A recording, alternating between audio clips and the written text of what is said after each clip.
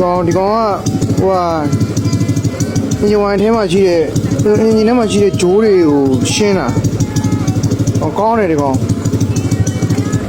ဒီကောင်ထည့်ပြီးတော့ဆက်ခဏလောက်မှုထားတယ်ဒီကောင်9000 30 40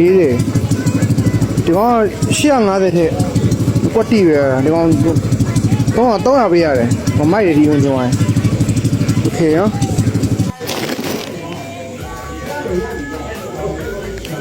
ဒီကောင်9000 10W 40ဒီကောင်850လောက်ထည့်တယ်ကောင်းတယ်တော့โอเคဒါလေးကိုအရင်ကောင်းကျွန်း